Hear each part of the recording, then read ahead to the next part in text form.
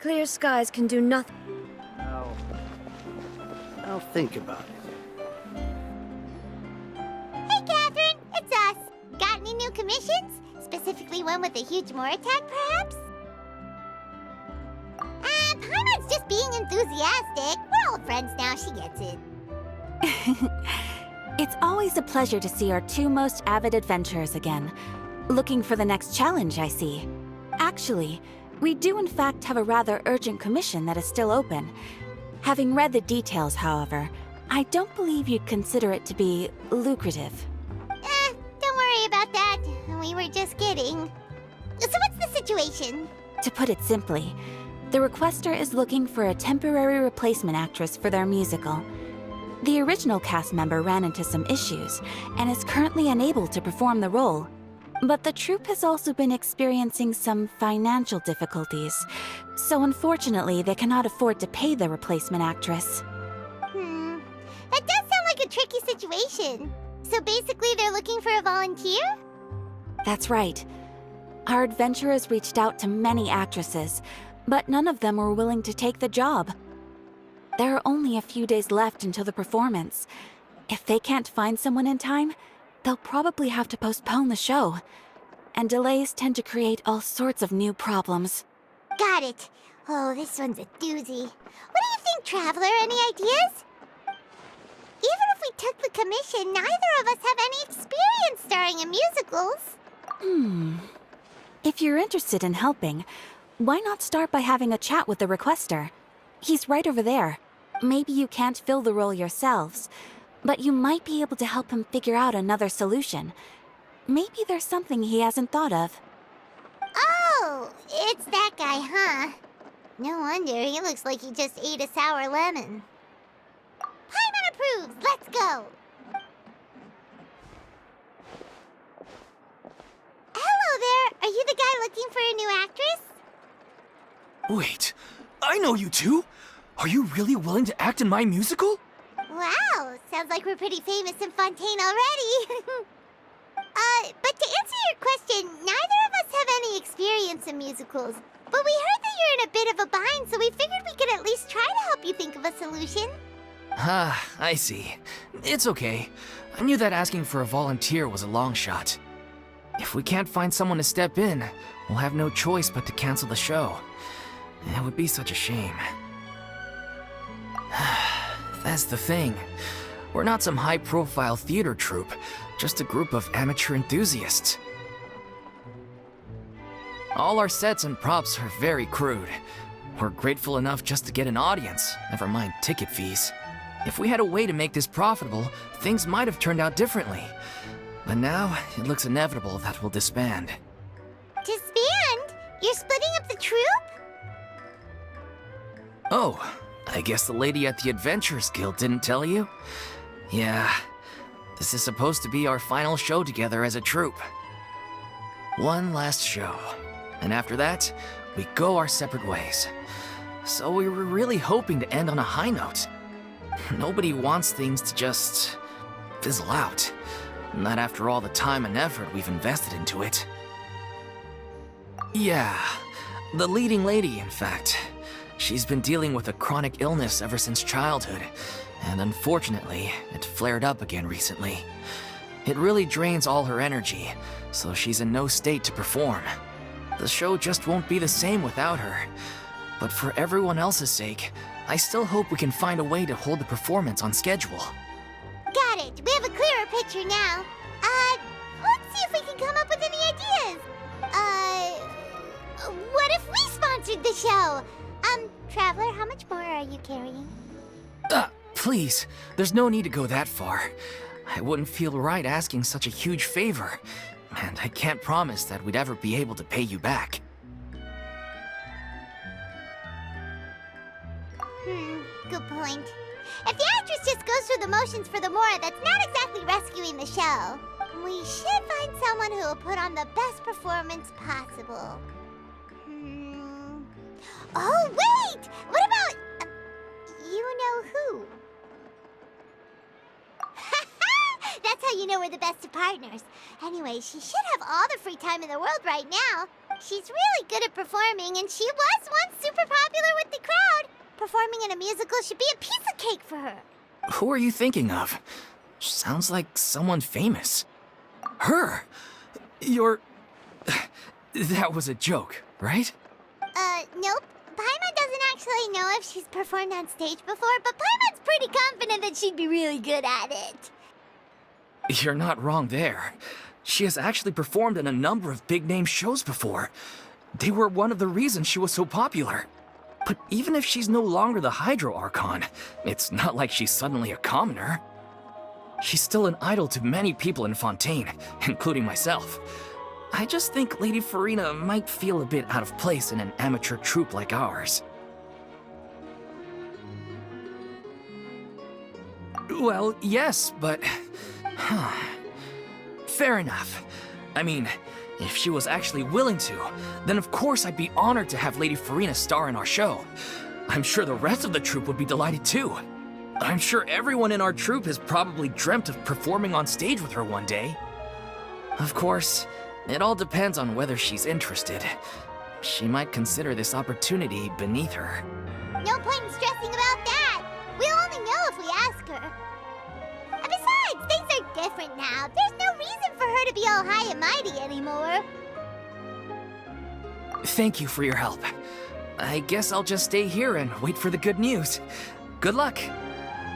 Wait, where does Furina actually live nowadays?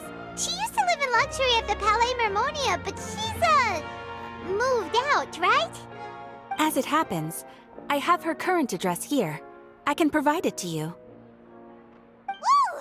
When did you get here? I came over when things were starting to sound more promising. I thought I should be at the ready in case my assistance is needed. It is my duty to support commissioners in any way I can.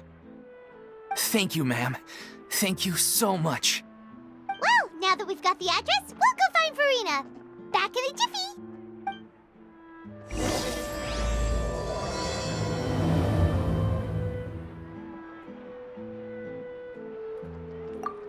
I can't believe they're seriously asking Lady Furina. Seems a little over the top. Try not to worry. May I pour you a glass of water?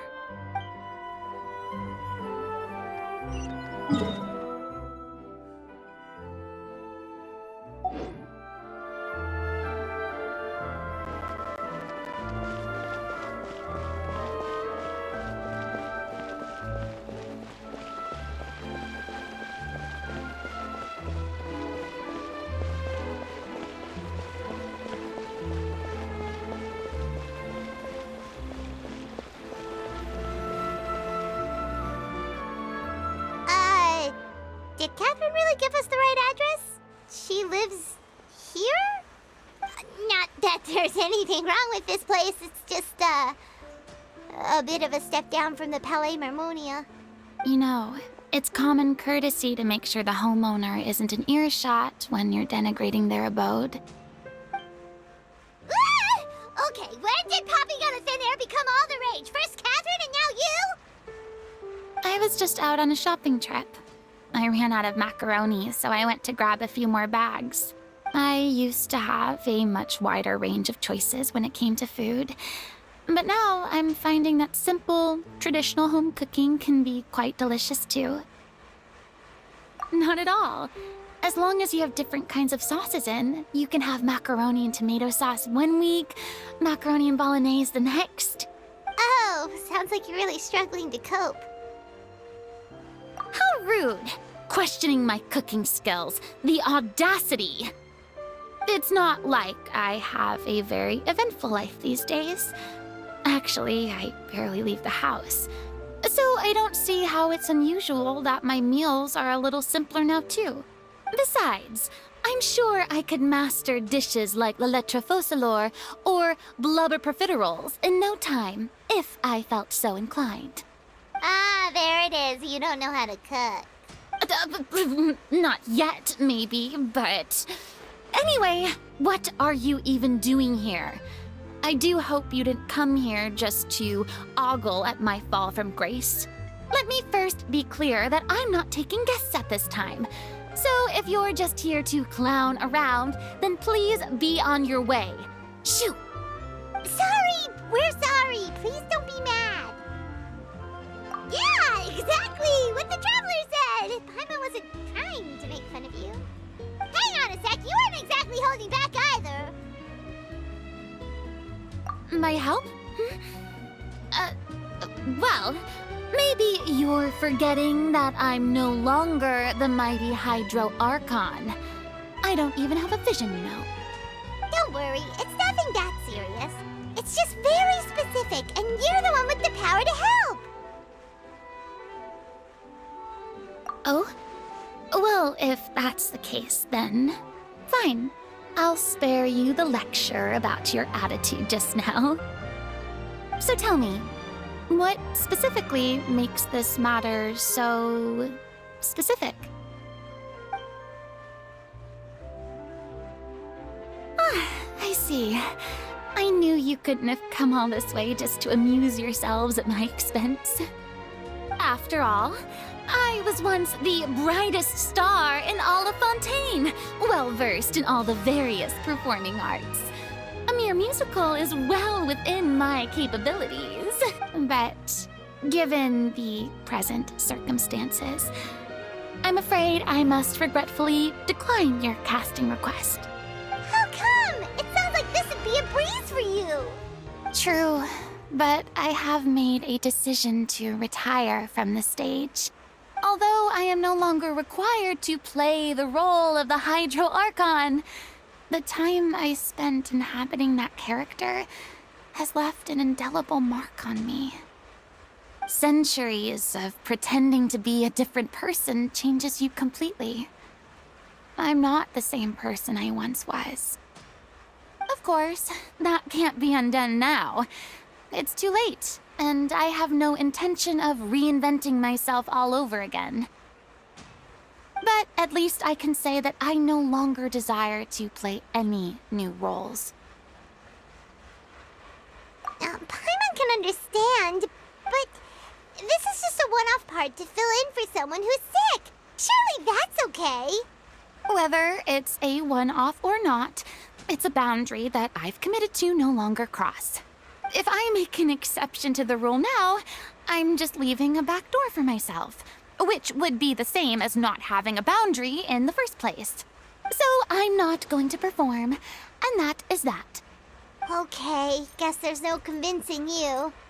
Well, is there anything else we can do to help out the troupe? Otherwise, they'll just have to disband without any fanfare. Do you know any other actors who might be interested in the role? Nope. Short and to the point, okay. I've never been great at maintaining relationships. Besides, anyone I've ever worked with probably couldn't wait to get rid of me. Since I'm just an ordinary person now, they'll probably just laugh in my face if I go asking them for help. True, but I mean, could you even blame them? I show up out of the blue, begging and groveling for their help with a show they won't even get paid for? Ooh, no way. I'm dying from embarrassment just thinking about it. Nope, not happening. Well, is there anything else we can do? This performance really means a lot to the guy we're working for. Have I not made myself clear? You're barking up the wrong tree. I don't want this job, nor do I know of anyone else who would. Sorry. I didn't mean for that to sound so harsh. I wish I could help, really. But if I thought I had the answer to this problem, I would have said so by now. It's all right, Furina. Paimon just wanted to make sure we tried everything. Oh, everyone in the troupe will be so disappointed. Yeah, I guess that's all we can do now. All right, then. We'll see you around, Furina. Toodaloo to you, too. I'm going home to take a rest now.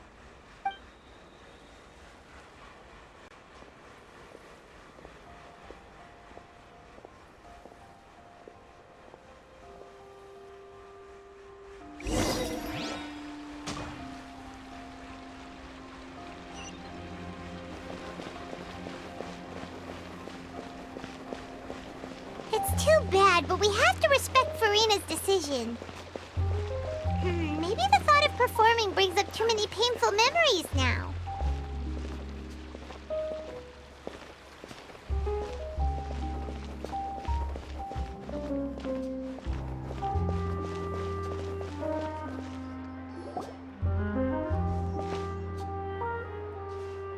Huh?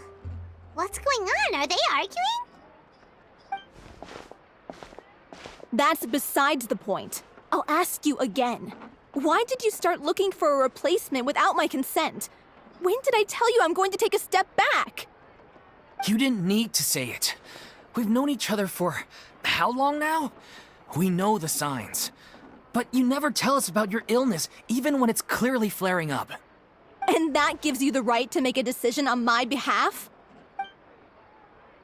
Shortly after you left, the troupe's lead actress came to the Adventurers Guild. She believes that she's healthy enough to perform. Excuse me, but can you both take a moment to discuss something else for now? The adventurer assigned to your commission has returned. Sorry, I was just dealing with a little misunderstanding. So, how did your conversation with Furina go? Sadly, it's a no from her. We tried to persuade her, but she wasn't having it. She doesn't want to play the role for personal reasons. I see. Well, circumstances have changed a little, so maybe that's not such bad news after all. You see, our leading lady has just informed me that she's well enough to make it to the show after all. Staging the musical with the full original cast was always the dream, of course. Oh, right! Sounds like everything worked itself out then.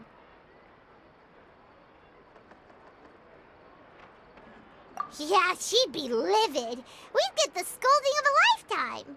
Jeez, is Lady Furina really so harsh with people? Only joking, calm down. So, guess we can consider this case closed now, huh? Despite the fact that we failed to complete the commission, we were still racking our brains for ideas on the way back here. Look, there's no point arguing with you about this anymore. You've made yourself very clear, so I'll stop looking for a replacement. This is the last chance we have, though. If your illness flares up again, there won't be time to find anyone to replace you. So, are you absolutely sure you'll be able to handle it? The whole team is putting everything they have into this final performance. We have to make sure it goes ahead. Yes, I'm completely confident. I've been taking a new medication from the doctor, and it's working brilliantly. I'll definitely be able to tough it out until the performance day. I share everyone's desire to commemorate all our years as a troupe with a proper farewell show. So the last thing I want is to be left out. Every one of us thinks of this troupe as their home, myself included. You're right. I'm sorry. I let myself get too worried about the show. I should have asked for your permission first. All's well that ends well. Sounds like the show will go on. Sure.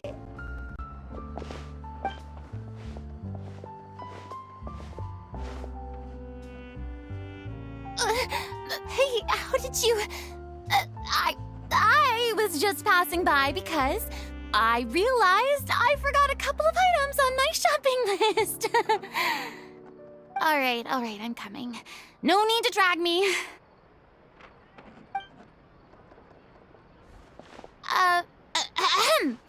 Hello, one and all. I couldn't help but overhear your conversation just now. Furina? Didn't you say you were gonna take a rest at home? What are you doing here? I was just ever so slightly concerned about the situation you mentioned. Yes, a teensy bit concerned, that's all. When you came to talk with me earlier, I jumped right to explaining my position and said some strongly worded things.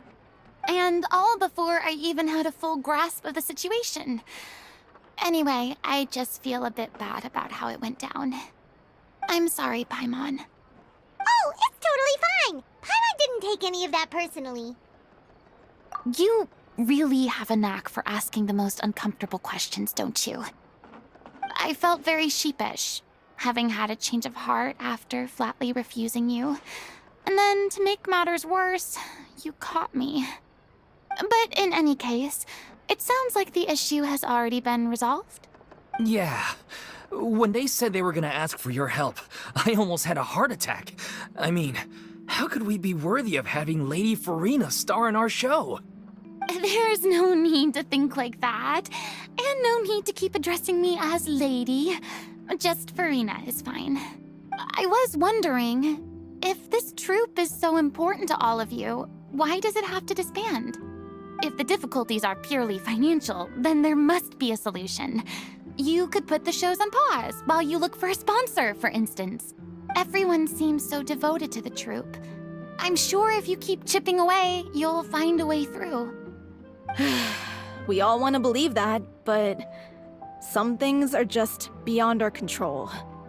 Everything's been going downhill ever since we lost our director. She was the heart and soul of our troupe. She kept us going. Her name was O'Reilly, and she was the founder as well as the artistic director of our troupe. And tragically, she was a victim in the serial disappearances case. What? That's actually how I recognized these two. It was all thanks to their efforts that the true culprit was brought to justice. But still, no sentence can bring our director back to us. She was a loyal fan of your performances, Miss Furina. They were what first inspired her to get into musical theater. She rallied many people around her who were destitute or had lost their sense of purpose in life, and convinced them to join her troupe. She wrote her own scripts, acted on stage, and mentored each and every one of us. People loved our performances back then. We seemed to be going from strength to strength. Things were really looking up for us. And then disaster struck. Yeah. After that, the entire troupe fell into disarray. And none of us know anything about script writing, let alone how to handle the business side of things. We've been doing the best we can. But despite our efforts, things are slowly but surely falling apart. It's agonizing. But ultimately, we'd rather end things now on our own terms than stick it out to the bitter end and watch all our dreams turn to dust. Oh. What a terrible waste. A gifted artist from humble beginnings who achieved so much and no doubt had much more to give. And then her life was so cruelly taken. I suppose it's fair to say then that this final show, besides being your farewell to the stage, is also your final gift for her? Yes, exactly. We all miss her terribly. Well, good thing I followed the traveler here. After hearing this tragic tale, I can no longer stand by and do nothing. Furina. I know what you're thinking, but I by no means plan to cross the boundary I've set for myself. Besides, they're no longer looking for a replacement anyway. I can, however, provide some artistic guidance from the vantage point of a highly experienced audience member. But only if you feel this is something that would help, of course. Oh, most definitely. We'll take any guidance that you can give. We unfortunately don't have any budget for a consultant, though. Will that be a problem? I don't need any compensation. All I'd ask in return, if you're willing, is that you tell me some more about the life and work of your late director. Something I've begun to realize since my departure from the Opera Epiclese is that there's a lot you don't see when you observe everything from on high. The law only judges criminal behavior and does not weigh human emotion. The court's verdict can settle the question of criminal liability, but what about all the unresolved emotions of the parties involved? What happens to them? An interesting answer. But if you ask me, I think all emotion shall ultimately return home to the heart and slowly settle with the passage of time. Take, par exemple, how this troupe pines for their late director. Things such as this I have never witnessed before, and so I should like to observe, perchance to understand. Huh. Still a fan of your old dramatic monologues then, huh? You just want to get back in on the action, don't you? No. This is a completely different situation. Pearls before swine. The name's not Swine, it's Paimon! Would you be willing to join me? Come on, take a break from adventuring to listen to a story. Thank you all so much. Our director was a huge fan of Miss Furina's performances, as of course we all are. All right, follow me. We'll go to our usual practice space. Please excuse the size. It's a little on the smaller side.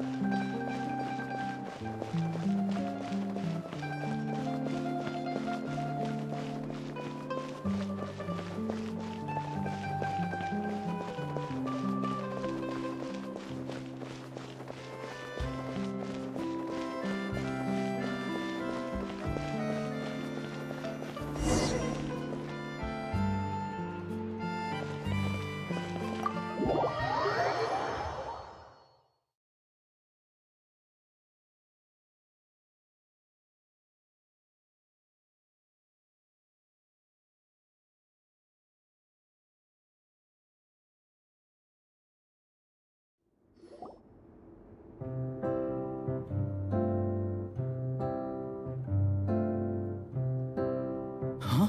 Lady Furina? What's Lady Furina doing here? Hello all. Allow me to explain. As of today, Miss Furina will be supporting our production of The Little Oceanid in the role of artistic consultant. These two over here are the ones that made it possible. They kindly reached out to Miss Furina on our behalf. I'm sure they need no introduction. You bet! That was the trial of the century! You helped bring our director's murderer to justice. We can't thank you enough. Oh, please don't mention it. We're just here to join in on the fun. So, you were saying The Little Oceanid? Yeah, that's the name of our final show. It's an unfinished script left behind by our director. One of our greatest regrets is that she never got to complete it. So, if we can bring it to the stage and make it a successful show, we can all take some solace in that. Wait, but if it's not finished, then... Yeah, we've been battling issues on every front trying to realize this dream. Anyway, let me give you a quick summary of what the story's all about.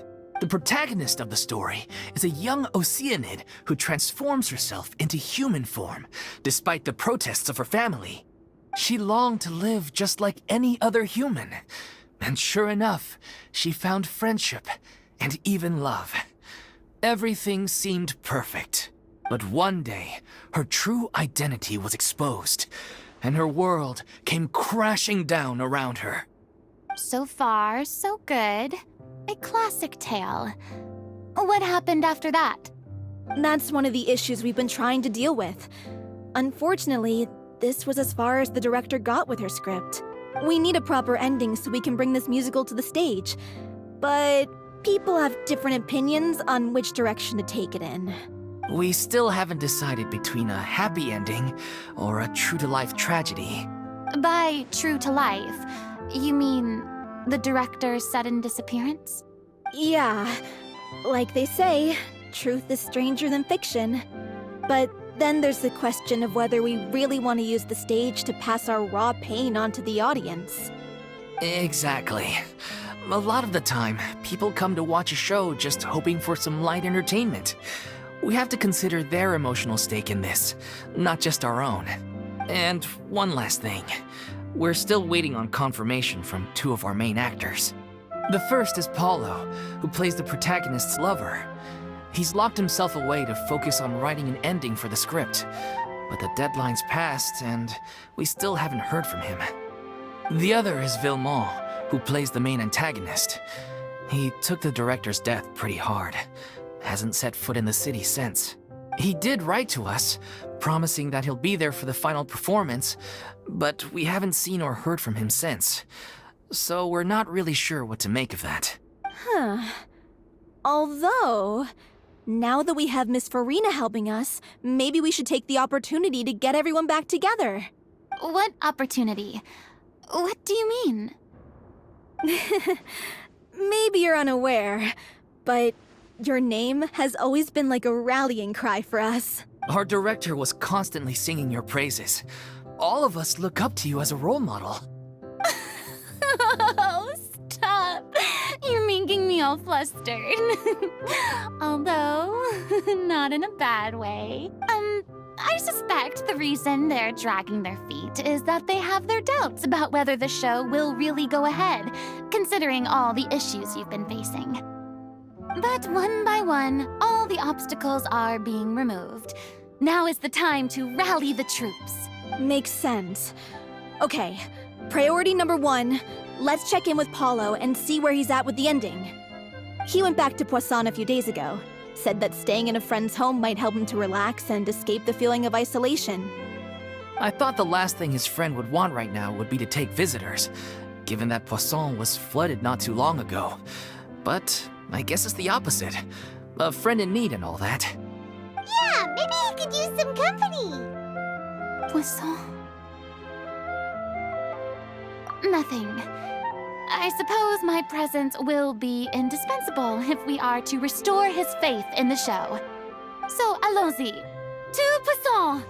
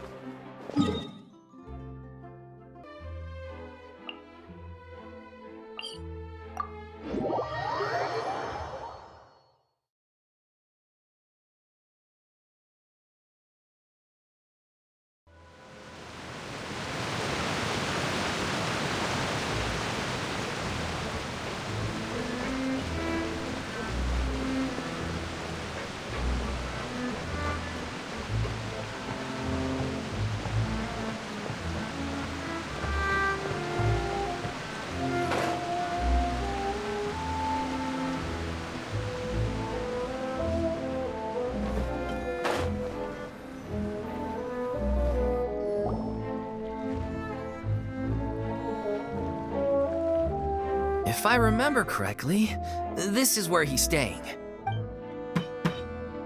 Who is it? It's me. Is the script ready? You came all the way here for that? All right. Forget that for now. Just come on out. We've got some great news. Nice try. Look, just give me some time, okay? I'm just wrapping up this last part of the script. I'll be out once I'm done. Okay then. Looking forward to your masterpiece. So, as expected, he's missed the deadline. The ending is one of the most important parts of the show. Even once he's done, it isn't final until we've all had the chance to read through and make sure we agree on it. Someone told me they'd just seen you in Poisson. I assumed it was a case of mistaken identity, but sure enough, here you are. And Furina, too. I was wondering if we might run into her. So you're here for Paolo? Looks like he could be a while, so feel free to take a stroll around town in the meantime. I've made all the arrangements already. Oh, it's okay. We can just wait here. Thank you for being so considerate, Miss Navia. That sounds wonderful. We'll take that stroll. Get over here, you! How oblivious are you? How are things in Poisson now? Any better? Things are on the mend, but it's a slow process. Some people may never recover from the trauma they experienced. I'm sorry to hear that. I wish there was something I could do. Please, must our conversations take such a depressing turn every time we meet? We all have painful memories, but we don't have to let them cloud everything we do. And if you're trying to make a new start, perhaps it's best if you don't bring up the past all the time. Thank you for your words of comfort. You make a very good point. But for now, at least, I think I should stay with the way I'm feeling for a while longer. It's okay. These things take time. Moving on from a painful experience is easier said than done. Which brings me to why I'm here. I thought you should probably know that not everyone here is ready to forgive and forget after the Hydro Archon's inaction in the face of catastrophe. To avoid upsetting the peace, I told the townspeople that everyone here is a member of the theater troupe, and that you are just an actress playing the role of Furina. It's not a perfect solution, but hopefully it means you won't have to lie low while you're here. That's so thoughtful of you, Navia. Well, what do you expect? I am the courageous and considerate president of Spina di Rosula, after all, like my father before me. Anyway, that was all. Look after her now. Off we go then. Let's take a look up there. I don't have any friends that I can be frank and honest with, so maybe she's right. You're the closest thing to friends that I have.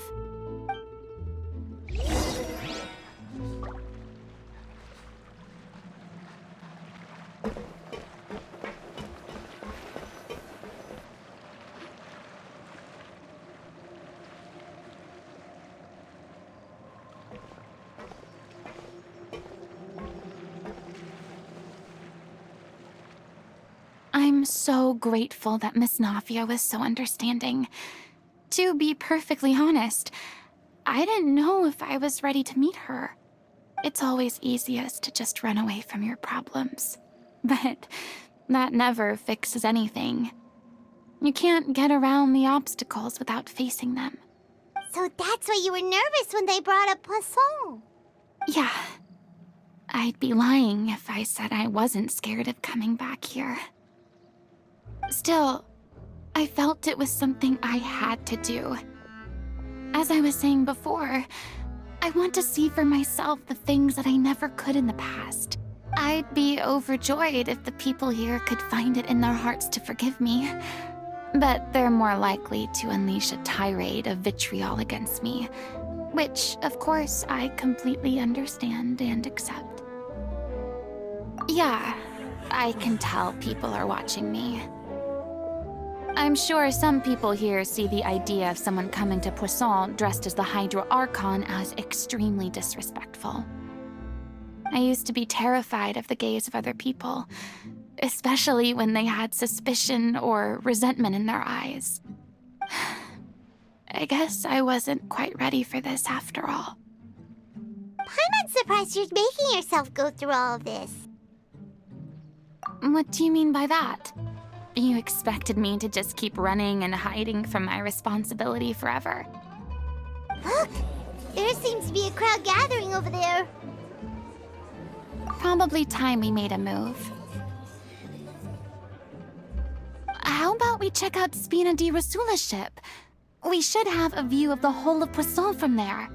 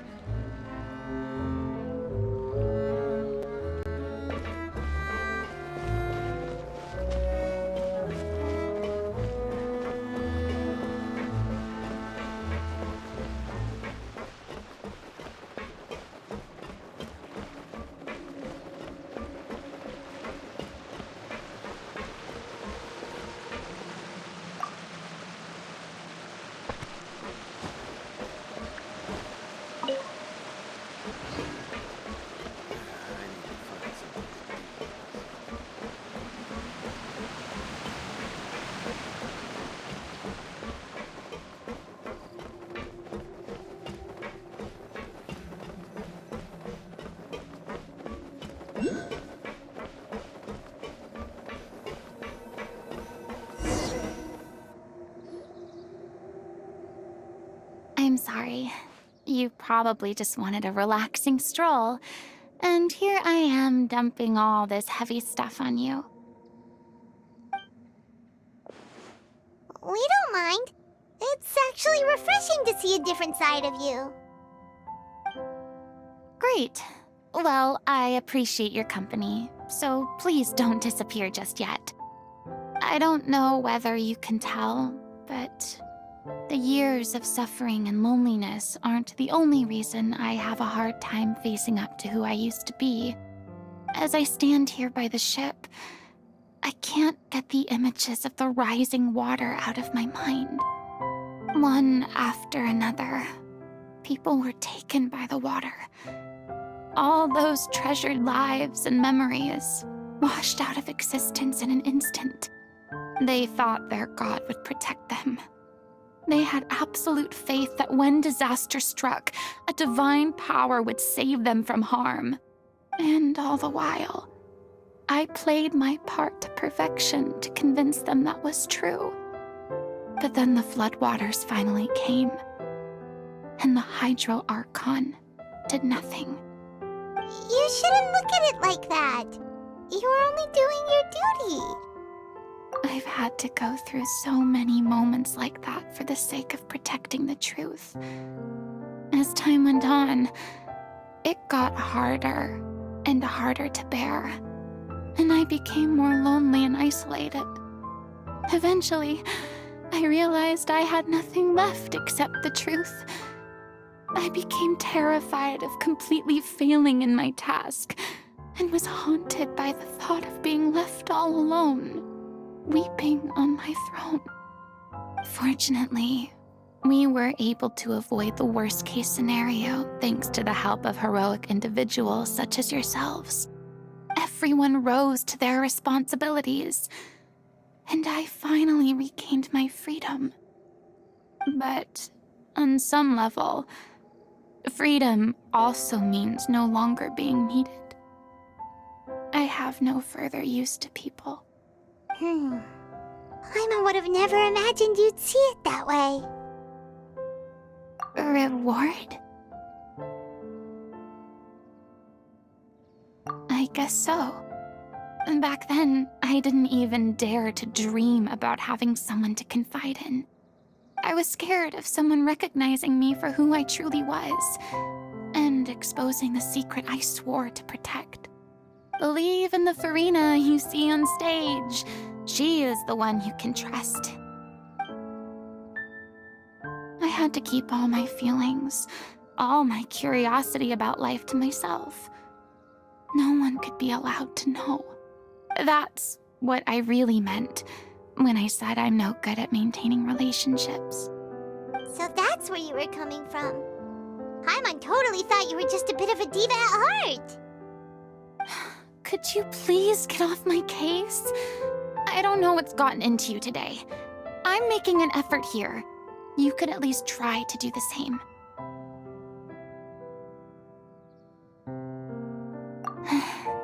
I do. I once had nothing but the truth, and now I'm finally free to live my own life again.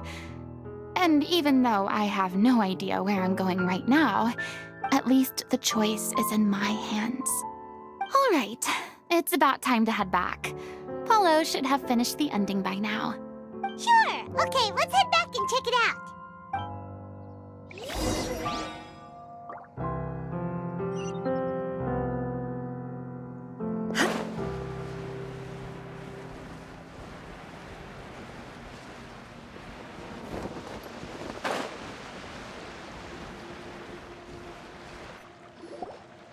Didn't you say you needed to watch what you eat?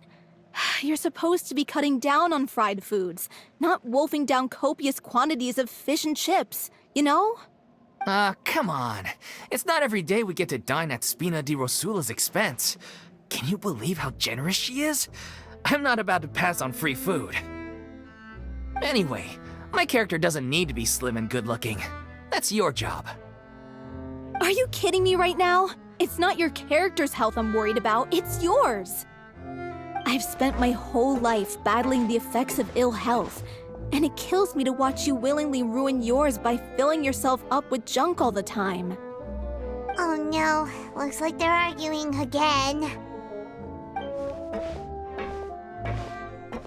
We're back! Could you maybe put your differences aside for a moment? Ah, you're back. We've been enjoying Spina di Rosula's VIP treatment in your stead. Paulo's nearly done. We shouldn't have to wait too much longer. Great! So you were discussing your characters, right? We heard she's playing the Oceanid who turns into a human girl. What about you? Me? I'm an Oceanid too. He was originally supposed to take the form of a crane, but he outgrew that role. Well, the costume at least. So now he's playing the boar instead. Sorry.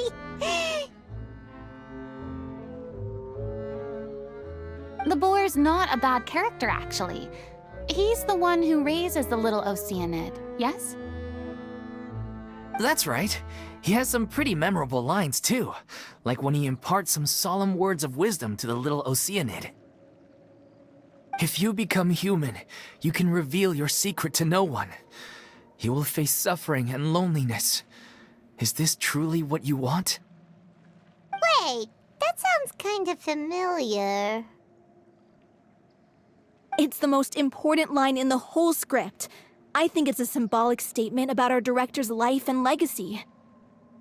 She kept quiet about all the trials and tribulations she faced in running our troupe, allowing us to devote ourselves fully to performing. It was only after she was gone that we realized how tough her job really was. You mentioned earlier that the troupe is like your home. Yeah. I was born with an incurable illness, and once my family found out it couldn't be treated, they decided they didn't want me anymore. I spent some years taking whatever work I could find and trying to manage my illness with various medicines. But whenever I had a bad flare-up, I'd be lying in an alleyway for days at a time. It was like that until the director found me one day. She told me I had a great voice and asked if I was interested in studying singing from her. I said yes. She took me under her wing, taught me to both sing and act, helped me find Mora for my meds, took care of me when my condition decided to flare up. I know it was all a huge burden on her. She sounds like a really incredible person. She really was. She gave everything she had to her troupe and the people in it. All of us were so proud to call her our director. I was a lost child too when she found me. As the child of a murderer, my parents weren't around when I was little, so I got sent to an orphanage. The other kids were always picking fights with me. They'd say things like, "Come on, you must be pretty tough if you're the son of a murderer." It was just to taunt me, though. I was an easy target, and they knew it. One day, I got beaten up so bad that I just couldn't take it anymore, so I ran away. I lost all faith in humanity by that point. Thought the whole world was out to get me. Let me guess. Fortunately, the next person you ran into was the director. Yeah. For the first time in my life, I was somewhere I felt safe. And I promised myself I'd stay here until the day the group parted ways. The day you hoped would never come. How times change. Oh, you're finally done? Get your butt over here. There's someone I need to introduce you to. This is our new artistic consultant, Miss Furina. Furina? The Furina? Oh my god, how did you manage to wrangle that? Please, the honor is all mine. I was profoundly moved to hear about your troupe and your wonderful director. I just wanted to do something to help.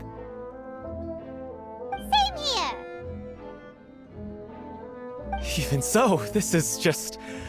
Oh, wow. I'm sorry. I'll try to calm down. Now, where was I? Ah, yes, the script, of course. Let me give you a rundown of how the story unfolds in my version of the script. I'm sure you're already familiar with the beginning of the story. A little Oceanid decides she wants to become a human, against the wishes of her family. She finds love and friendship in the bustling city. But then, disaster strikes. The people start to notice that all the fresh water in the surrounding area is slowly disappearing. The soil is becoming arid, plants and flowers are withering, and the people begin to panic. The little Oceanid, Cleo, and her lover decide to do something about it and investigate the truth of the matter together. In the end, they discover that all the waste and pollution created by humans over the years has caused the fresh water to flee the land, as if driven by a consciousness of its own. Consciousness? You mean the water is sentient? Water as a conscious entity. There's actually quite a few stories that explore this theme. Since the little Oceanid is a water spirit, she immediately understands how the water is feeling. She then tells her lover about her true identity, as well as the truth behind the crisis. Her lover accepts her for who she is, and works with her to find a way to bring the water back. However, unbeknownst to them, there were some people eavesdropping when she revealed her secret. The little Oceanid is accused of being directly responsible for driving the water away, and faces the greatest dilemma of her life. And then? In the end, she makes the brave decision to sacrifice herself to save her lover and the rest of humanity. Huh? But didn't they all treat Cleo like a villain? Why would she want to save them after that? Well, she mainly wanted to save her lover, plus everyone who'd stood up for her. Through her love for her human partner, she was able to find an even greater love, one that extended to all of humanity. Surely the biggest strength of Cleo's character. There's actually something else that bothers me. You know the protagonist is supposed to represent the director, right? And she never had the chance to become a hero in our world. If we're serious about dedicating this show to her memory, we should make the ending as true to life as possible. What about if the little Oceanid is hounded to death by people who hate her, her lover makes sure her secret never gets out, and humanity continues down the path to extinction? That sounds like too cruel of an ending to me, and perhaps a little irresponsible to present to the audience. That ending would be a perfect mirror to Director Aureli's death, both arbitrary and meaningless. On the day when she went missing, Director Aureli had instructed us all, somewhat out of the blue, to leave the court of Fontaine and wait for her outside the city. We waited and waited at the rendezvous point, but she never came. By the time we returned to the city, she disappeared without a trace. We looked for her. The Gardamex looked for her, but she was nowhere to be found. Increasingly, all the signs seemed to point to her being the latest victim in the serial disappearances case. The director was the kindest soul in the world, yet she was senselessly sacrificed for the sake of a so-called experiment by someone who had nothing to do with her at all. But doesn't the way she suddenly told you to leave the city suggest that maybe she had some sense of what was about to happen? It almost seems as if she was moving you to safety. I've been trying to follow up on that ever since, but all my efforts so far have turned up nothing. Villemont might know something, but he won't open up to me. Villemont? The one who's playing the role of the villain? Yeah. He's been overwhelmed by grief. I think the director's death hit him hardest of all. Grief? Guilt, more like. Also, I have a hard time imagining that anyone took it harder than me.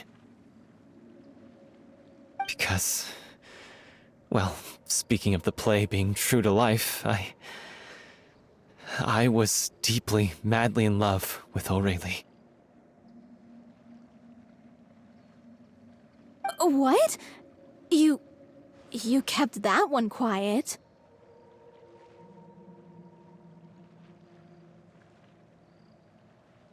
It's time to be upfront with you all. No more keeping secrets from each other. We'll never be able to agree on the ending if we can't be honest about how we feel. I did tell her how I felt once, but she turned me down pretty much straight away. She said that we were all like brothers and sisters to her, and she'd never considered us as potential romantic partners. Not that it came as a shock or anything. It was what I was expecting to hear. So I told her I'd always be there for the troupe, and I'd always be there for her. I said, maybe one day in the future, when everyone's settled into their own lives and on the up and up, and managing the troupe no longer required her constant attention. Well, maybe then she could reconsider what she really wanted in her life. And now, that day will never come. Oh, Paulo. So if I'm the one writing this ending, then I'm gonna make sure it does right by O'Reilly. I won't let anyone get in the way of that. In that case, you have to straighten things out with Vilmont once and for all, face to face. We've all had our differences of opinion over the ending, but those two have never seen eye to eye on anything. One of them has to compromise if we're ever going to reach a final decision. Well, if that's where we're at, looks like it's time to go visit Vilmont. Are you ready to face the truth? Honestly, I'm slightly terrified. But for the sake of our final performance, I'll do whatever it takes. Funny you should ask, though. You really do get what I'm going through right now. I certainly do. Come on, everyone. Allons-y! It's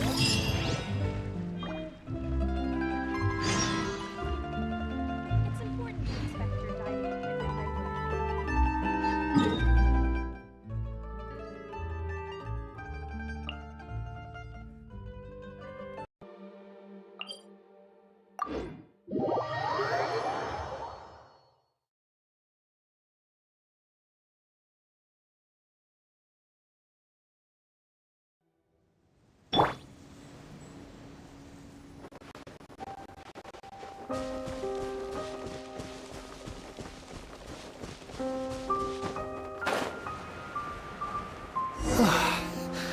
This is tough going. Delphi, are you sure you can manage in your condition? I could ask you the same question. Try to keep up.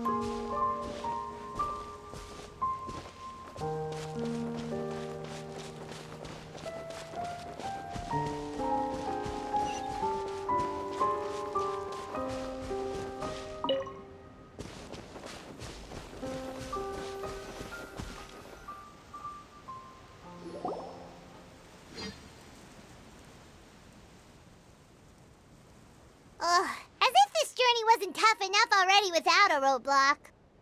Don't worry. We should all be fine with the traveler here. We don't need to take a detour. Wait, why are you all looking at me? You're not seriously expecting me to fight, are you?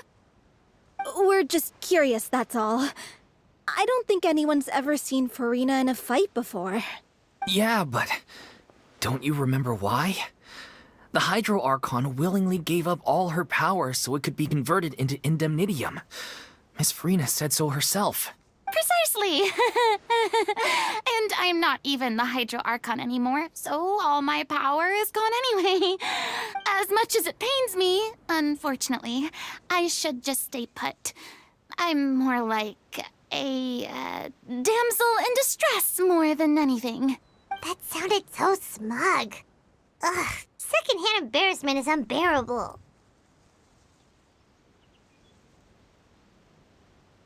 Hey, lay off, all right? My bluff is hanging from a thread here.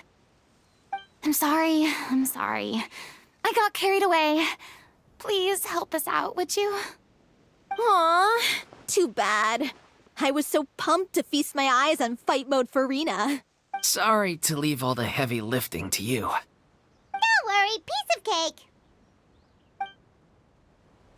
Rotation. Yeah, thank you. Anyway, the path is cleared now, so onwards and upwards. Vilma, are you there? Huh? Oh, it's you guys. Wait, what's Lady Furina doing here? I can explain. We've been rounding up the whole troupe. We now have everyone except you. So, you think knowing the truth about the director's disappearance will help you write an ending to the script that pleases everyone? I care just as much as everyone else about making the Little Oceanid a success. That's why I wanted to wait until after the show. If I open this can of worms now, I just don't want to make things difficult between us. We're supposed to be a unit when we're on stage. Vilma, avoiding the truth will not help anyone. Unless you mean to suggest that Aurelie's death had something to do with you. I don't want to talk about it. Listen, Vilma. I used to think that my love for Aurelie was a point of shame. I never brought it up to anyone. But now, I've made up my mind to put it all on the table. I'm prepared to face everything, to sacrifice everything for the sake of the show. The Little Oceanid cannot be complete unless we do justice to Aurelie on an emotional level. This is why people think of you as not being the smart one. As you all know already, the troupe was kept afloat not from ticket sales, but donations from the audience. Of course, that was nowhere near enough. We took on side jobs when we weren't performing, but even then, the troupe's financial situation was pretty dire. So, anyway, one day after a show, a merchant came to me and offered us a huge sponsorship. In return, we just had to provide the audience with their drinks during performances. It seemed like a win-win, so I said yes to it on the spot without consulting the director. It was only when the merchant came to deliver the goods that I realized the drink in question was synth.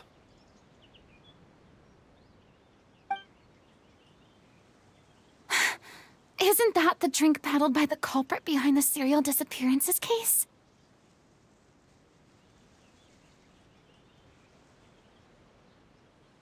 I freaked out when I saw the boxes. And I told the director everything right away. She was completely shocked as well. But she didn't reprimand me for making the decision without consulting her. Instead, she contacted the merchant and stated that the troupe could not agree to this collaboration. The merchant was furious, berated us for going back on our word, and threatened to sue us for damages. The amount was astronomical. There was no way we'd be able to pay. And then? I was going to sort it on my own, but the director stopped me. She said that this was an issue for the whole troupe and it wasn't my fault. But things only got worse from there. The synth merchant just wouldn't let up, and then suddenly the director told us all to leave the city one day. I knew then that things must have reached a boiling point. I admit this whole thing was my mistake. I didn't dare to tell any of you the truth back then, and after the director disappeared, I was even more afraid to say anything.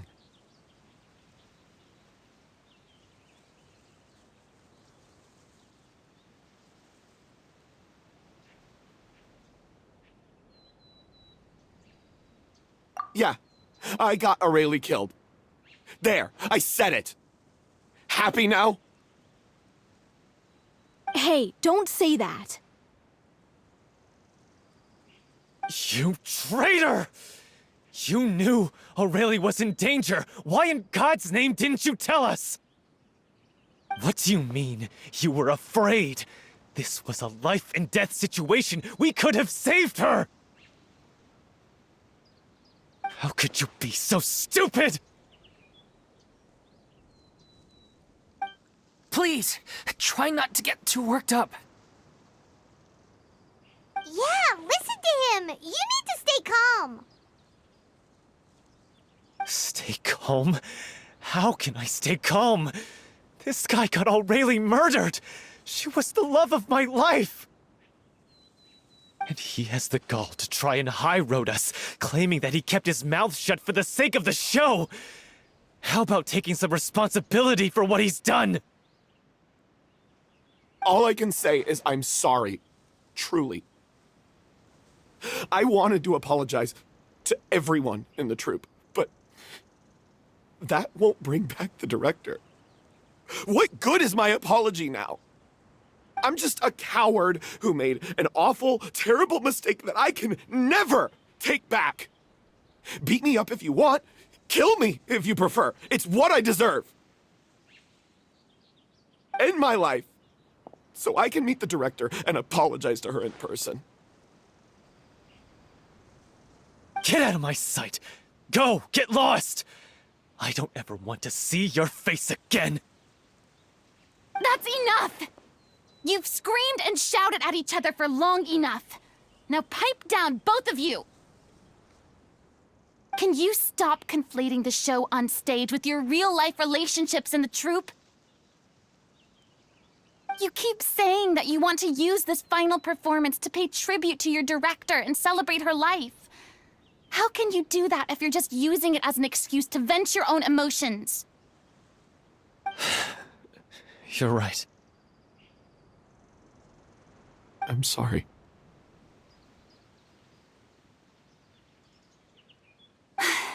On stage, the lead role is the focal point of the audience's attention. And you're all used to seeing the director as the heart of the troupe. But in her own life, her greatest desire wasn't to be the center of attention. I can tell how much she loved you all, and how much she loved the troupe. What she wanted was to build a warm home for all of her brothers and sisters, to shield you all from the storms that rage in the world outside. That's how you should remember her, and that's what you should be celebrating. I understand why you're trying to make her the hero of the story, but isn't she your hero already? After everything she did for you? Yeah.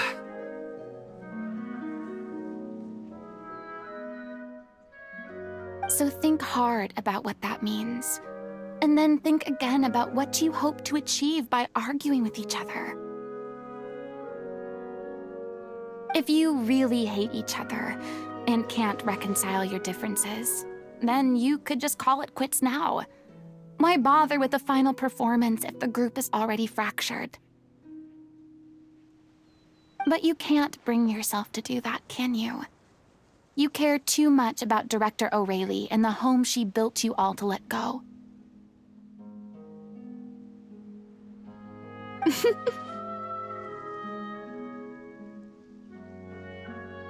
What are you laughing at? I don't see what's so funny. Sorry, I didn't mean it that way. It's just that, for a moment there, it felt like our director was back with us again. If she'd seen Paulo and Villemont at each other's throats like that, she would have scolded them exactly like you did, in that same stern voice. Really? But she sounded like such a gentle person. Of course she was. Even her harshest lectures came from a place of kindness, and it showed. She really was a truly outstanding person.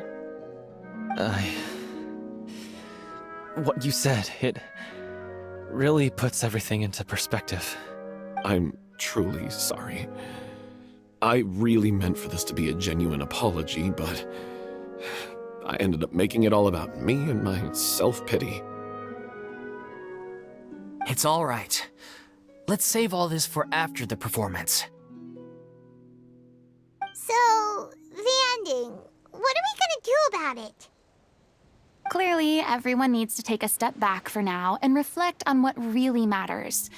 When emotions are running high, things get lost in the fray. The end of the story needs to focus back on O'Reilly herself. She's the true star of the show. What do you mean? The Traveler is right. You once investigated that underwater synth base and recovered items belonging to the victims. If you could find anything that O'Reilly left behind, perhaps we can get a better sense of what she went through in her final days. You really think that's possible? I trust that nobody would object to the ending of the story being based on O'Reilly's true feelings. No. Well, we'll leave this in your capable hands. Come, let's pay a visit to the Palais Mermonia.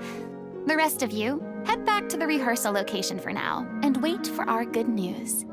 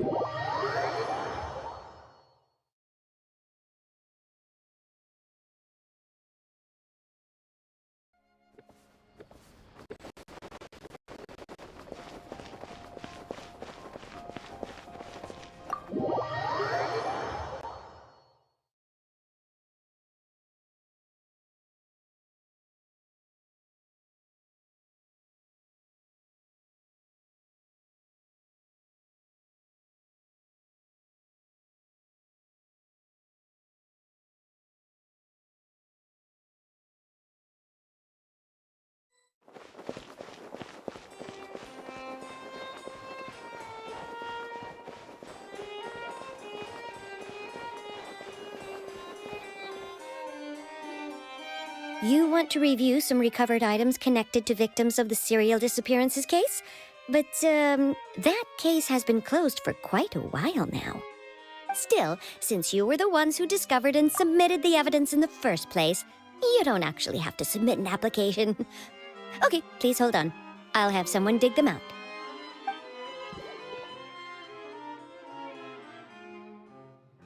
So, this is all O'Reilly left behind. Just whatever she was carrying on her person and this tattered old notebook. Hey! It's full of script lines! And sketches too! Looks like they show where the different props should be placed on stage. Let me take a look. Maybe there's something in here from after she was kidnapped. Aha! I found something. To whoever discovers this diary. Let's see. Looks like she kept a detailed record of her captor's actions. She even mentions the truth behind the experiments on dissolving young women. If we'd had the chance to examine this notebook carefully back then, it would have been a conclusive piece of evidence proving Vachey's guilt. Vachey took so many lives. It's still so unthinkable how many victims he had. I guess O'Reilly must have written all of this down in the hope that her records would one day be of use to investigators. Wait, it cuts off. Her handwriting here gets patchier and more illegible by the line. She probably didn't have much strength left. Her final words are... I'll let you read them for yourselves.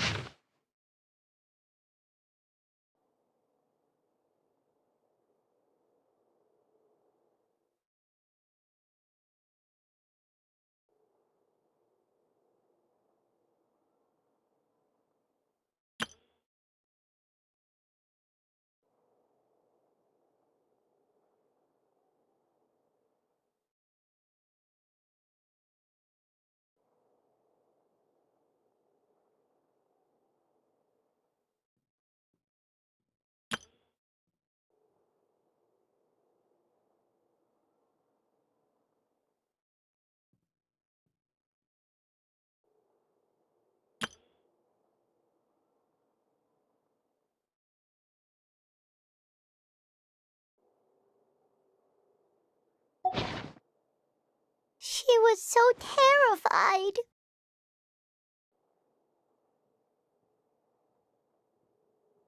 She may have been a mighty hero in the eyes of her troop, but at the end of the day, she was only human. I can't bear to think how painful and lonely her final days must have been. Wait. This part on the last page sounds strangely familiar.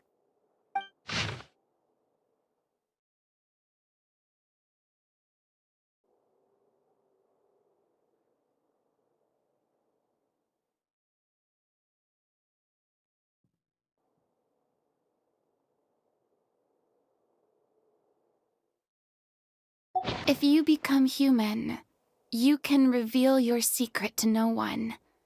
You will face suffering and loneliness. Is this truly what you want? Isn't that the most important line in the Little Oceanid? Because I am an older sister to them. Oh. So she didn't regret her decision, even as she sat in silence, waiting for death to come. I'm sure this is what the troupe would have hoped to hear as well. She had their utmost trust, admiration, and love, and she truly deserved it. Let's go. It's time for them to learn Director O'Reilly's final thoughts.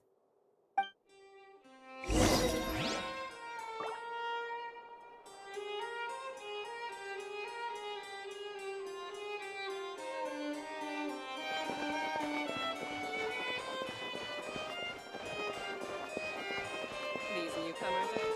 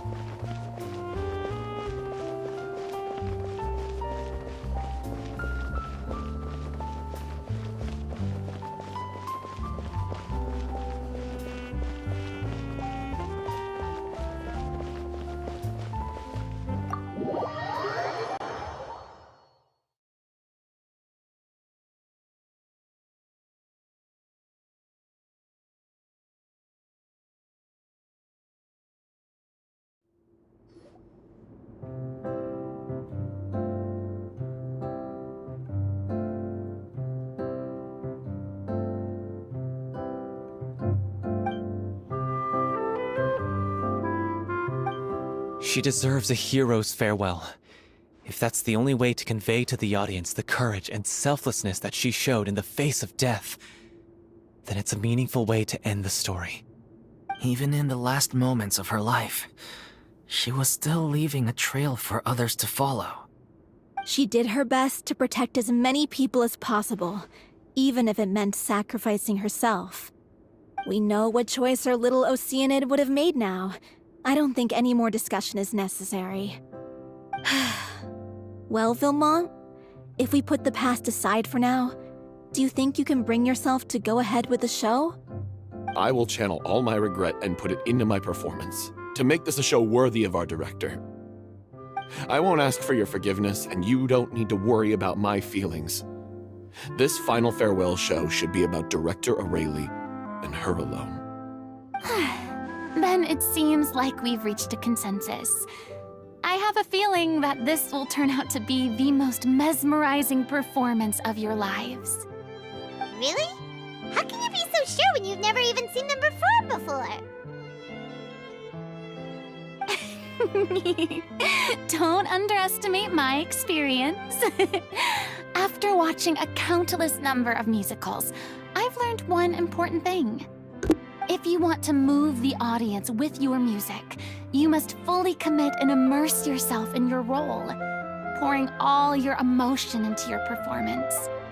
And aren't human emotions, love, hate, regret, and hope, just the most mesmerizing things in this world?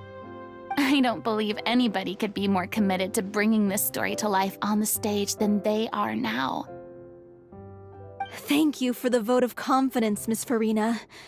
And thank you for supporting us through all this. Then, let's not delay things any longer. We need to discuss the details of the ending and get it nailed down once and for all. Actually, before that, I'd like to make a proposal. During the curtain call, please allow me to use the director's name instead of my own. Huh? But then... After all, this role was originally meant to be played by the director. I'm just filling in for her. Besides, a role commemorating her life should be associated with her name. Well, if you're sure you're okay with that, I have no objection to it.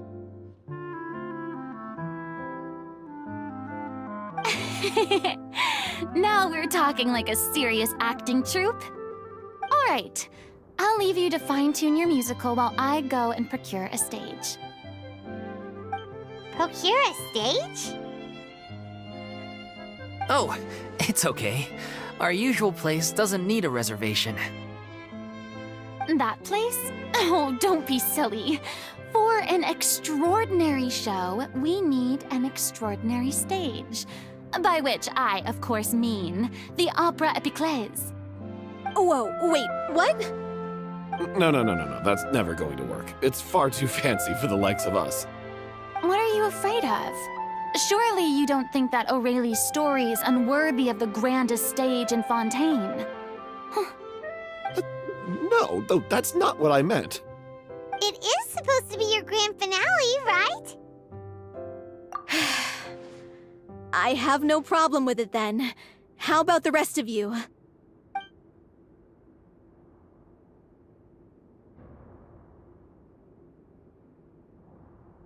I'll take your silence as a yes. Thank you for giving us this opportunity. It really is a dream come true. Well, then don't disappoint me. If you mess this up, it'll reflect poorly on me too. Come on, we'll need to get the go-ahead from Nervilette. I know just where to find him.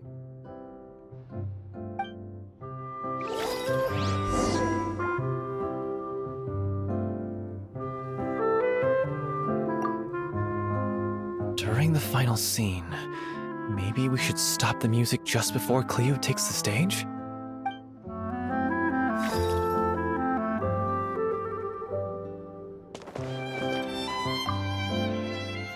First Miss Furina, now the Opera Epiclese? If only the director was still with us. Hey, come on. There's no point in dwelling on that now. We have a lot of work to do. Yeah, you're right. Now's not the time to get all melancholy.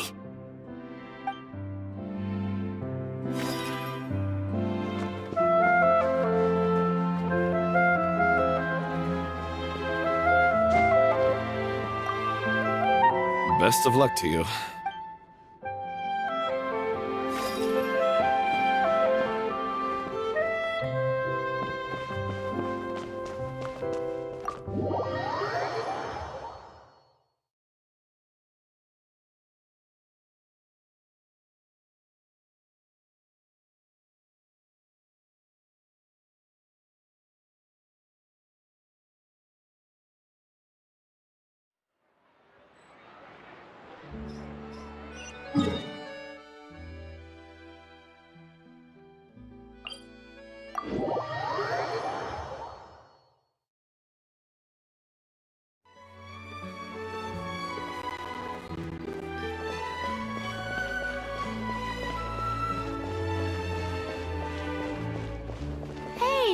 Look at that!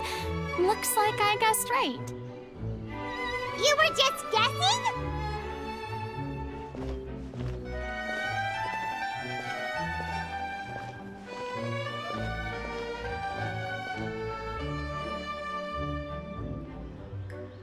I knew you'd be here. I'm here merely for a short break. It has been a while, Miss Furina. And you too, traveler in Paimon. What might I assist you with today? I would like to book the Opera Epiclese for an event. You see...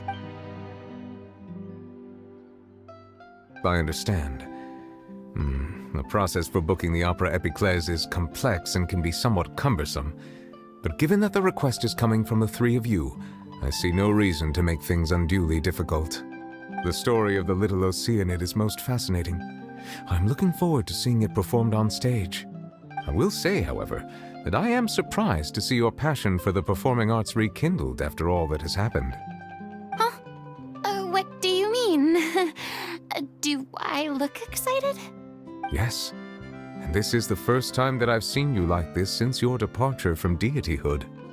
At first, I just felt bad about rejecting them, so I wanted to learn a little bit more about their situation. But one thing led to another, and... well, here we are. In the past, we sat in our high chairs in the court, giving our opinions on isolated cases, all while knowing very little about the human stories behind each and every one. Maybe it's because I finally become an ordinary person and gained my freedom, but I've developed a great sense of curiosity about their lives. I am truly delighted to see you find a new lease on life. Now that you've regained some confidence, have you had any thoughts regarding a return to the stage? Why would you suddenly ask a question like that? Well, if the Little Oceanid turns out to be a great success, it will no doubt become a classic. Many theater companies are certain to add it to their repertoire. The experiences and decisions of the protagonist Cleo are all modeled after your own. Naturally, this makes you eminently suited to playing the leading role.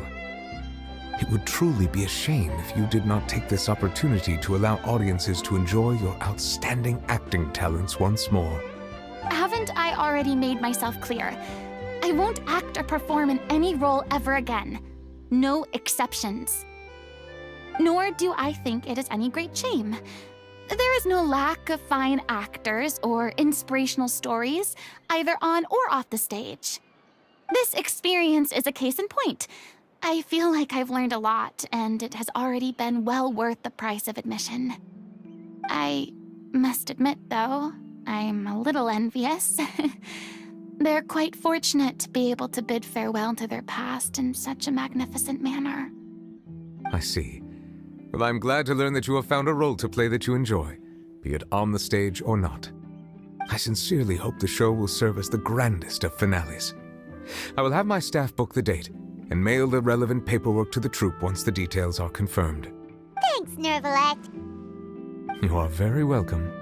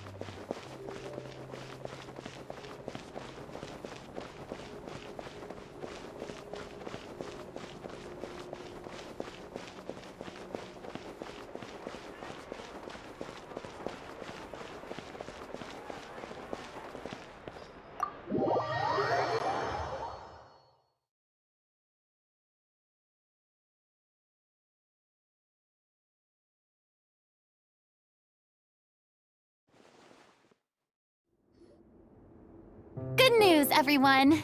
It's done. The Opera Epiclese is booked. Thanks to my eloquent and impassioned speech, Monsieur Neuvillette was moved to provide us with a fitting stage for this special performance. We've had to fight every step of the way for this opportunity, but we now have all of the ingredients necessary to stage a truly spectacular performance. A touching story, a magnificent venue, and last but not least, a passionate and dedicated cast. Now, let's work together and make this show the best it can be. This is truly wonderful. The sooner we can finalize the ending, the more time we'll have to rehearse. Fiamma and I just went over some parts of the script and tweaked a few things. I think it's really going to resonate with the audience now. Wow, you two had a constructive conversation? That's great! Communication is vital to any good performance. Look at us. We've come so far. I never could have pictured this scene a few days ago. It's amazing! Even though Furina's still being a bit of a drama queen about it all, she's really fired everyone up! Please feel free to give us any comments or suggestions you have. We really value your input. Hey, Loic, get over here. Time to practice the opening number.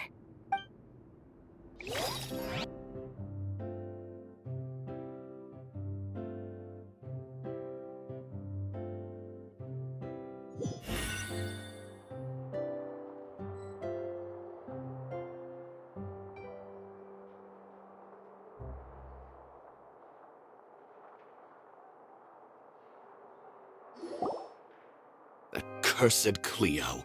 She stole the waters of life from us.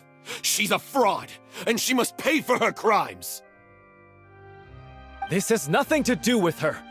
The ignorance and hatred of our people is to blame. How can we hope to win back the water's favor if we don't change our ways?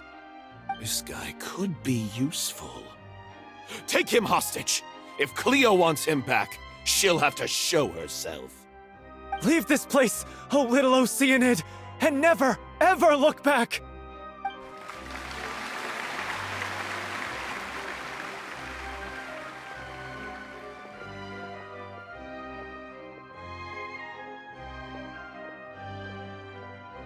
Everyone's really throwing themselves into their roles. I haven't seen such a fine performance in a long time. If only... What should we do? It's almost time for her to take the stage! Why? Why does it have to be now? Hey, what's going on? You're due on stage any second now. Oh no, not again. But why? What about your new meds? Did they stop working? They've been getting less and less effective over time. I've had to keep increasing my dose. What? I thought they cure it. So they were only managing your symptoms? I figured whatever it took to get me through this final performance. How could you do this to yourself? And after that lecture you gave me about not looking after my health.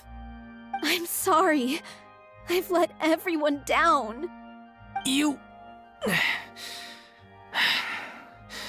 This is a conversation for another time. How can the show go on without its star performer?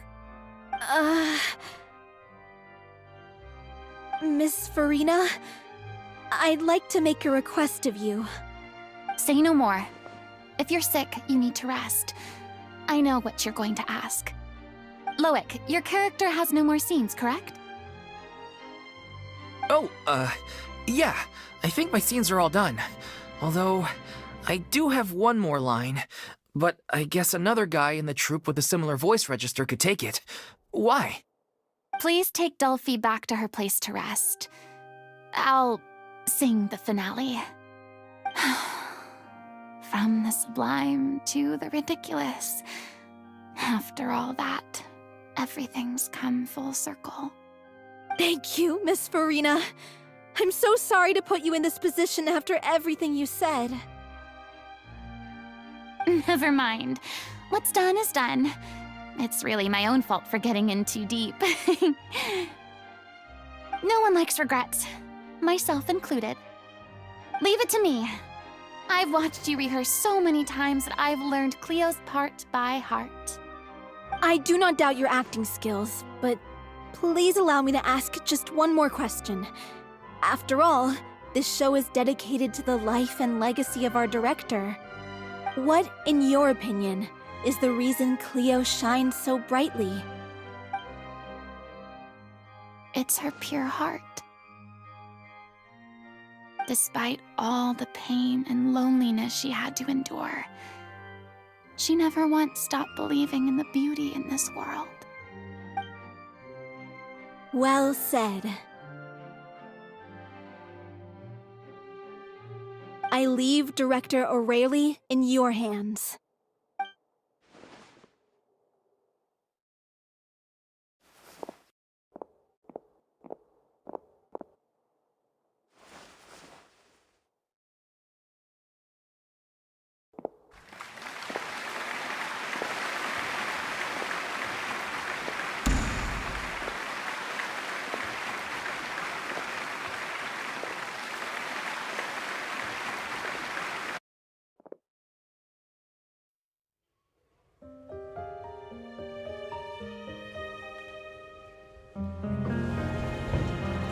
Is she here yet?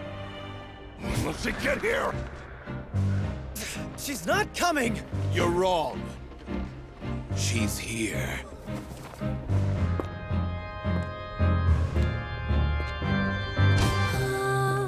Si je pouvais vivre dans l'eau, le monde serait-il plus beau? Me pardonneras-tu, ô chère mère? L'eau dans son courant fait danser nos vies, et la cité elle est nourrie, ainsi que toi, mon doux amour. But what about your wish? My wish.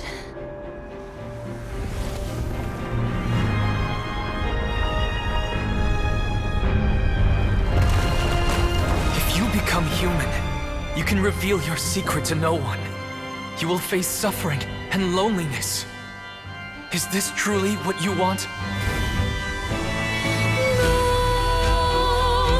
Le grand amour ne suffit pas, seul un adieu fleurira. C'est notre histoire de vie, douce et amère. Moi, je suis, serai toujours là, à voir le monde et sa beauté, et ça ne changera jamais, jamais.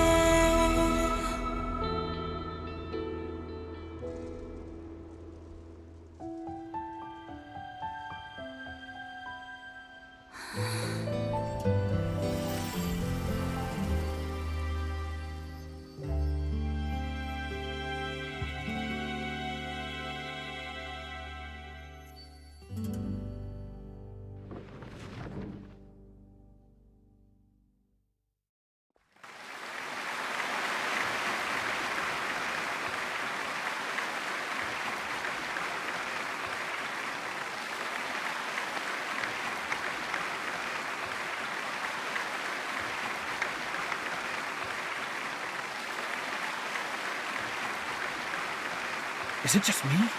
Or was that Lady Furina on the stage just now? She hasn't been seen for a while now, and she just appears out of nowhere? Gotta say, though, her acting skills are as superb as ever. The little Oceanid, Cleo, played by Aurélie Fumont.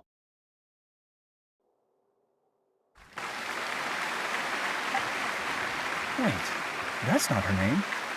What's going on? I don't know, maybe it's just a doppelganger. I've spent a lot of time out of the spotlight, and they didn't use my name during the curtain call either. Hopefully, not too many people recognized me. It's too bad that I had to break the one clear rule I'd managed to make for myself, even if I had no choice. Still, I have to admit that, despite everything, it felt good to be back on the stage again. Finally, we would like to give a special thanks to our artistic consultant and event coordinator, Miss Furina. Hey, that's not what we agreed on! Oh, so it was Furina after all. She's back. Honestly, what is he doing? He should have run that by me first. All right, calm down. Don't be mad. This was a group decision. We just didn't want your contributions to go unacknowledged. After all, it's been the rule in Fontaine since ancient times that everyone's work, visible or invisible, is equally deserving of recognition. Yes, I know the rule, but it should still be applied on a case-by-case basis. I wasn't ready for this yet. It's no big deal. What's the worst that could happen? Oh, yeah? Well, since you think it's so easy, you can sign them for me. This is a great chat and all, but can we talk about that crazy thing that happened during the show? It nearly gave Paimon a heart attack. Paimon flew over to where she was supposed to be and was about to drop the prop vision, and then suddenly, a real one popped out of thin air! Oh, that. I've got no idea what happened there either. But hey, it worked pretty well, didn't it? I'll bet the audience has never seen such a realistic prop. Wait, what about Dolphy? I wonder how she's doing. Oh, let's go check on her as soon as we finish clearing the stage. Yes. Plus, she'll definitely want to hear how the end of the show went. If nothing else, we can safely say that we accomplished what we set out to do.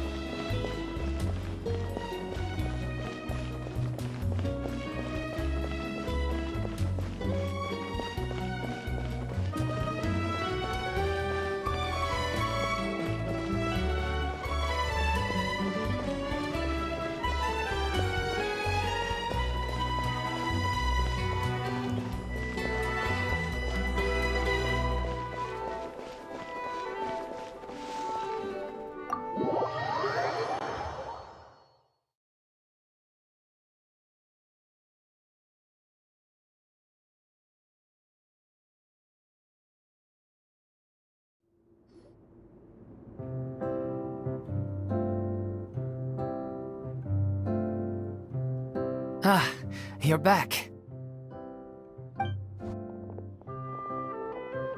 She's doing okay.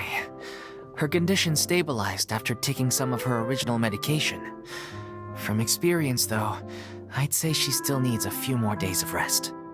How did the performance go? Was it a success? Did the audience like it? You'll be glad to know it was fantastic! Also, you're not gonna believe what happened while Furina was on the stage. You'll probably be able to read all about it in the Steambird first thing tomorrow morning. That's wonderful. I'm so sorry I failed to see it through to the end. I guess I was wrong to try and tough it out to begin with. No, don't worry about it. Like they told me after announcing my name during the curtain call, everyone's work deserves recognition. Even though you couldn't see it through to the final scene, the audience was very impressed by your performance. It's safe to say that you made your mark on this memorial show. Well, one way or another, we did it.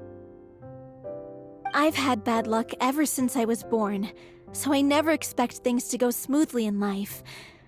I'm just happy to know that we went out on a high note. That's all that matters.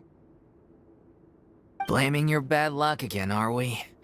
Maybe if you didn't push yourself past your limits so much, your illness wouldn't be flaring up all the time. Oh, don't you start. I don't have the energy to argue with you right now. Aw, you two clearly care a lot about each other. I don't know what you're talking about. You mean we never stop arguing with each other?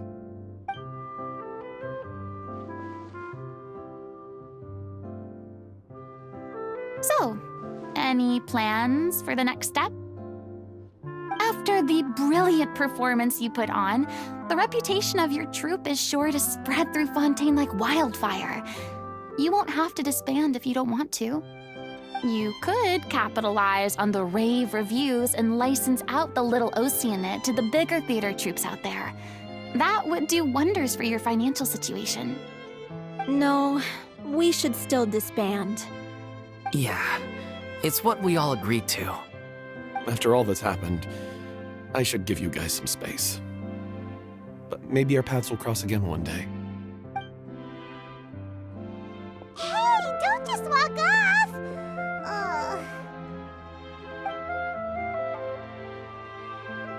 I still want to keep performing, so I might join another troupe. After watching Miss Furina's performance, I think I'm starting to understand our director's infatuation with musicals. You should do it. It suits you. I'd originally hoped to keep performing too, but I don't know if my health will allow me to. Oh, so now you finally got your priorities in order. I guess I'll hold off until you've properly recovered as well. What about you, Miss Furina? Any future plans? Well, frankly, I think a return to obscurity is no longer an option for me. I'm sure a slew of consultancy requests will hound me wherever I go until I finally acquiesce. You rather sealed my fate there with your special thanks at the end of the show. Sorry. It's quite all right. No need to apologize. What I meant to say is that this whole experience has shown me that perhaps I'm not as averse to a return to the stage as I previously imagined. Maybe Nervilette was right. Maybe Cleo is the right role for me.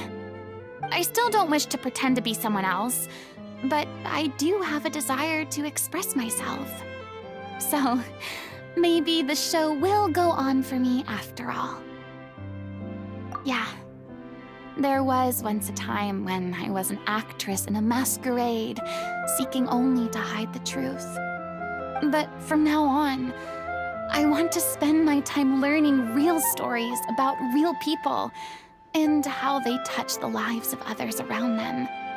I want to watch them blossom and wither, see them refined on the page, retold on the stage, and remembered long into the future. I'm sure this is what captivated Director O'Reilly as well. Sounds like you're ready to stop running from your true calling. The more you get out into the world, the more you'll discover what a fascinating place it is.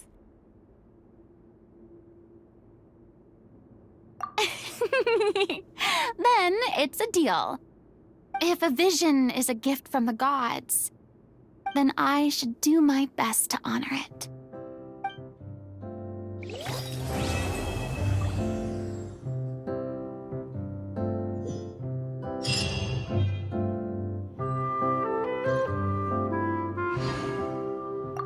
I mean, of course I have some regrets, but There'll be plenty of opportunities in the future for us to tell the stories that we want on stage.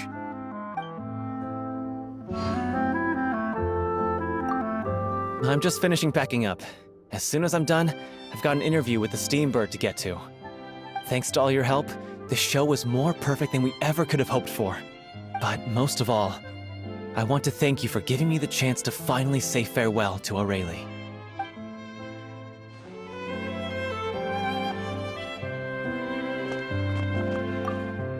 It's ironic to think that in my whole time as a god, I could only ever dream of receiving this kind of power. And now that the gods have given me their blessing, it actually feels more like I'm finally able to take my fate in my own hands. Is that how humans feel about it as well?